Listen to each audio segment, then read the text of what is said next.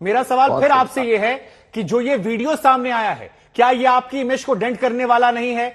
ये कैसे तर्क है कि फिजियोथेरेपिस्ट ने कहा, कौन सर पे मसाज या पैर पे मसाज देता है? क्या भगत सिंह जिनसे तुलना की आपने, वो भगत सिंह भी जेल में मसाज करवाते थे? अब जनता ये सवाल पूछ रही है आपके कट्टर ईमानदारी के पैमाने को लेकर, आप उसका जवाब दीजिए।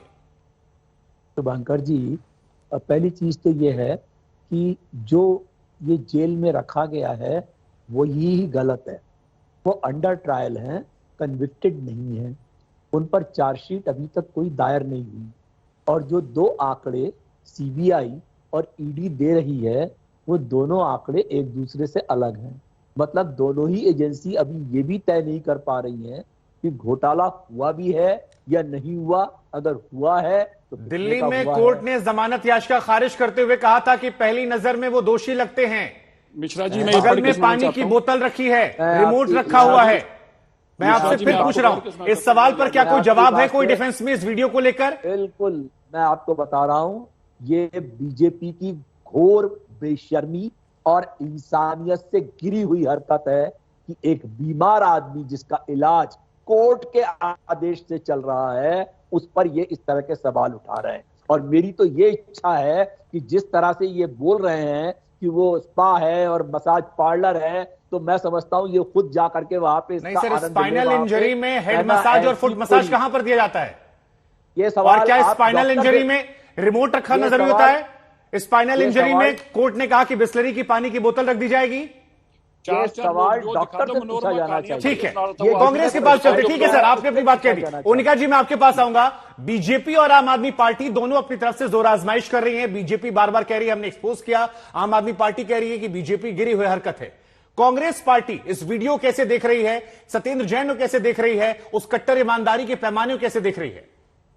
शुभांकर जी, वो जो कहते हैं ना कहावत, आपने तो एक शेर की बात बताई, मैं कहूंगी कि जो दूसरे के लिए गड्ढा खोदता है ना वो उसी गड्ढे में गिरता है।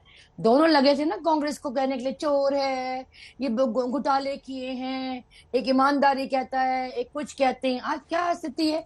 दोनों बुखलाए हुए हैं। इसलिए इस बुखलाहट में कुछ भी और कुछ भी करने को तैयार है। वाकई जो आम आदमी पार्टी है वाकई ईमानदार है।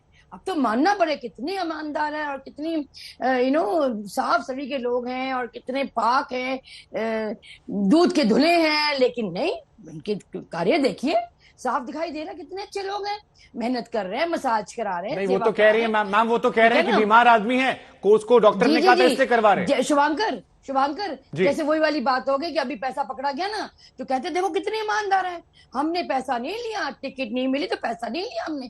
तो ये इनकी टैक्टिक्स रही है, हमेशा बात को ट्विस्ट करके, टर्न करके दूसरे एंगल को देना। लेकिन अब लोग जागरूक हो चुके हैं, देख चुके हैं दोनों की दिल्ली की हालत इन्होंने क्या की है, बर्बाद किया है। मैं बार बार कहती हूँ, लूटा है, प्लंडर किया है। और एमसीडी में जो इनकी दशा है, तो सांस लेने की लायक की स्थिति नहीं बची दिल्ली में। तो बहरहाल दोनों बुखलाए हुए हैं। और गुजरात तो बहाना है, दिल्ली से घबराए हुए हैं और कांग्रेस को दोबारा आना है। हालांकि सियासी मौसम में इसमें सियासत हर पार्टी करती है।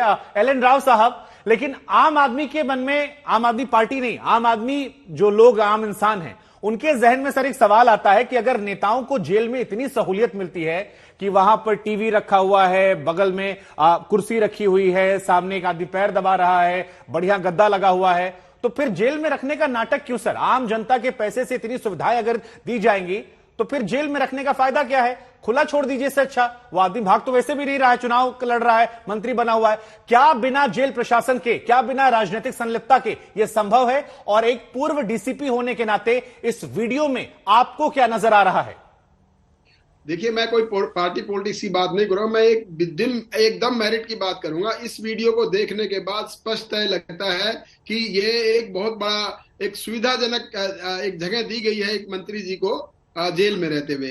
और आम जो कैदी हैं, जो कैदी का मतलब यूटीपी है, अंडर ट्रायल प्रिजनर्स, आम इतने हजारों आम यूटीपी अभी इसमें तिहाड़ जेल में है।